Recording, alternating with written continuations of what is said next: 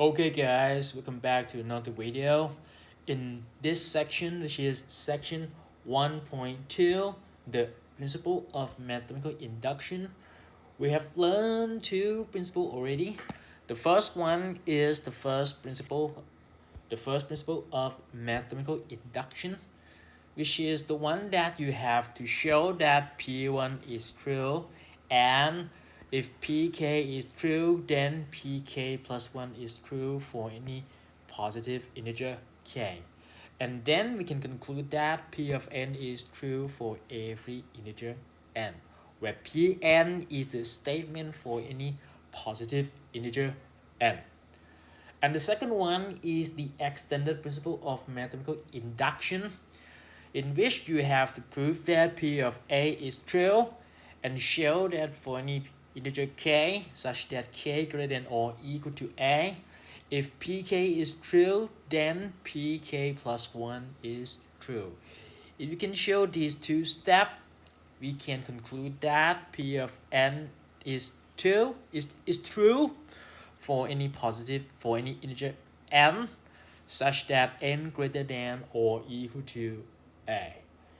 These are the first principle and the extended principle of mathematical induction. And these two principles are quite similar. Now we are going to take a look at the new principle, which is the second principle of mathematical induction. Let's take a look.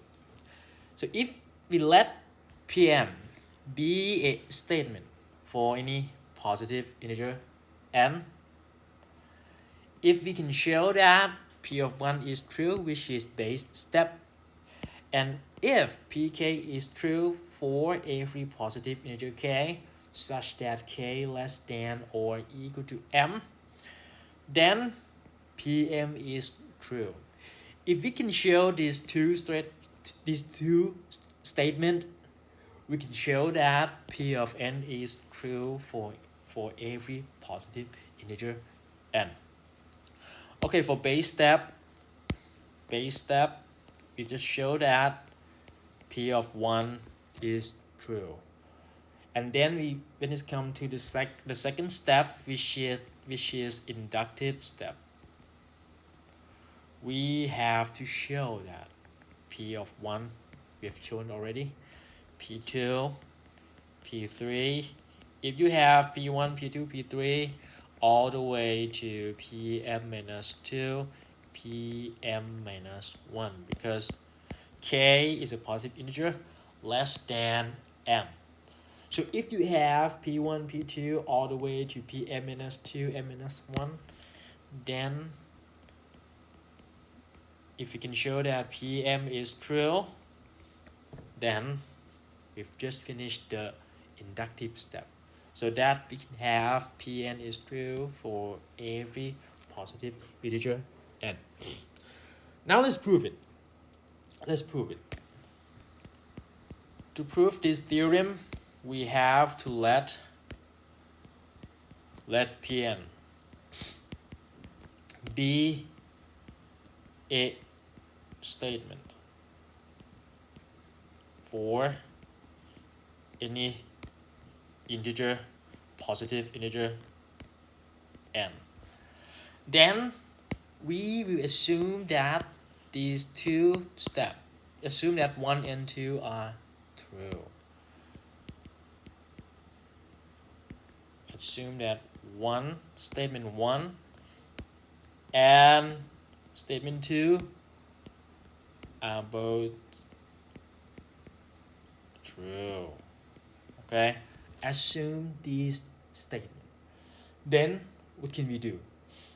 So if we suppose that p1 is true and suppose that the second statement is true, we have to try to show that p of n is true for any positive integer n.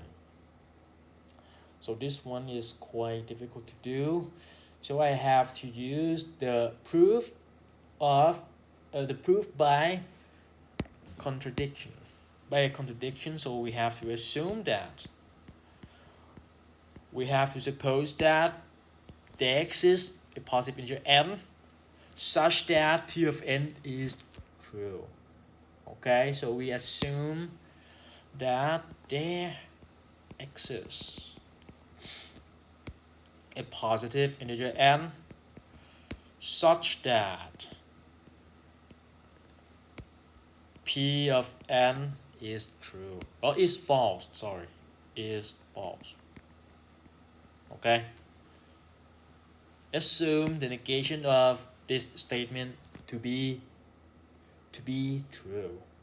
So the negation of Pn is true for every positive integer n is there exists a positive integer n such that Pn is false. Okay, so what can we do next? I think we need set. So we let set S to be a set of natural number such that P of n is false. Okay. So what can we do?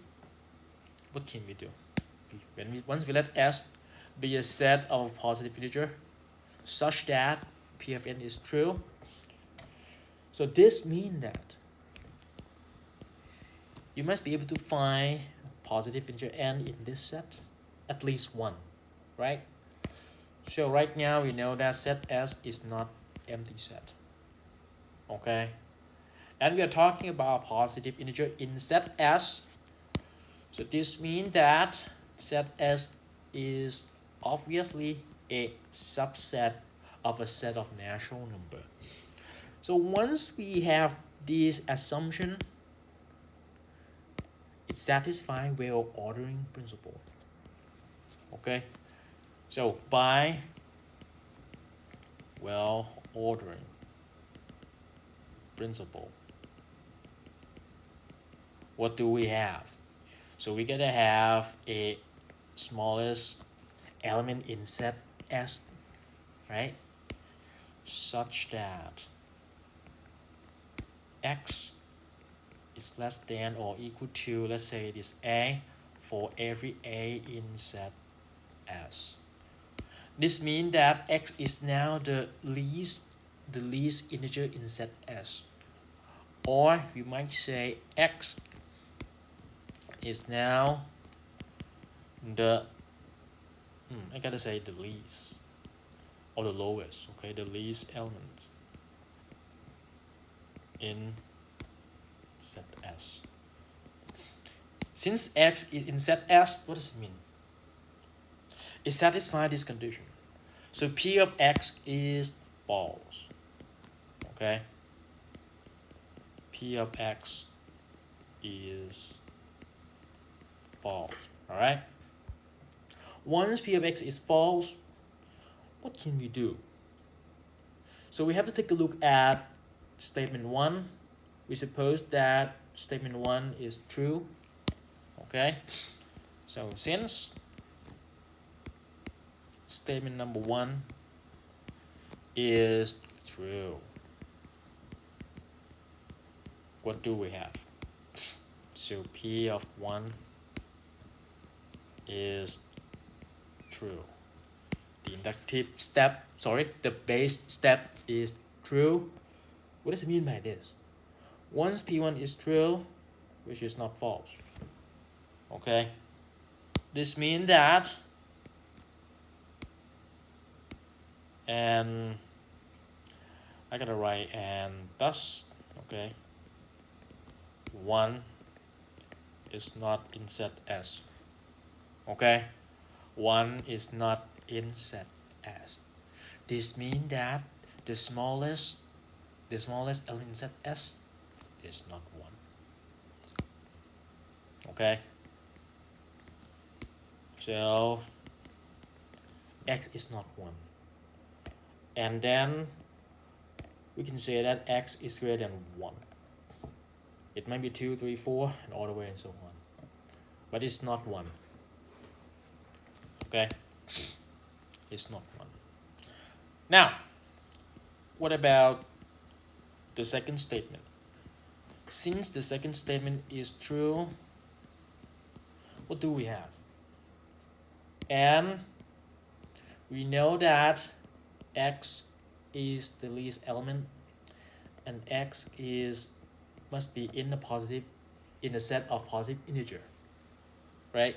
Because x is in set S, and S is a subset of a set of natural numbers, so x must be in the set of natural number.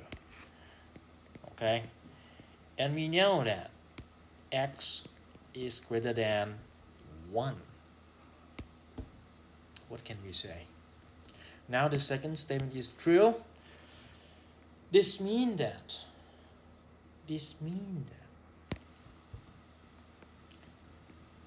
so we can say that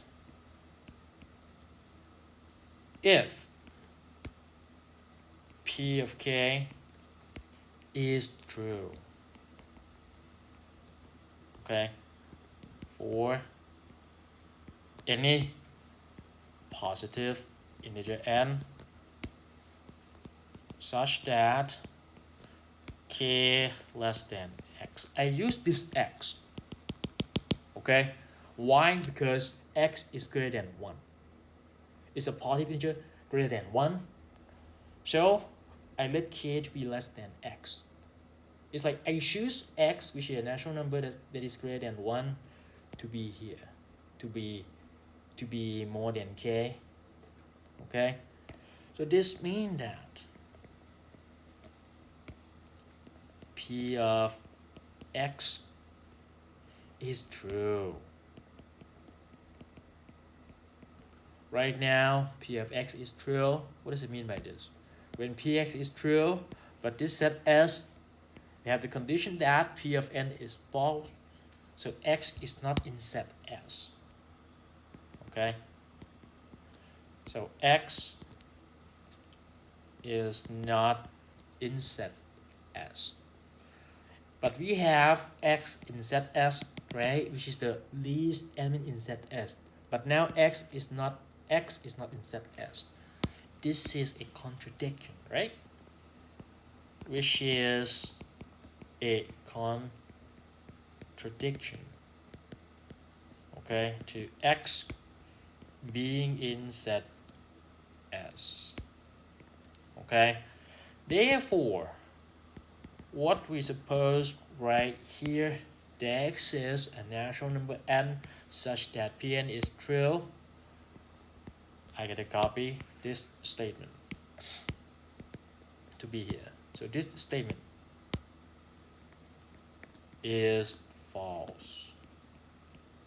Okay, therefore we have the true statement, which is P of n is true for every positive integer n. And that's the proof of the second principle of mathematical induction. Now, let's take a look at this note here. So in general, the second principle of mathematical induction, you might call it strong induction. Okay? And we can use strong induction to prove a statement for any positive integer n such that n greater than or equal to a, which is in theorem 1.2.5. So in the next video, we are going to prove this strong induction, okay? And that's it for today.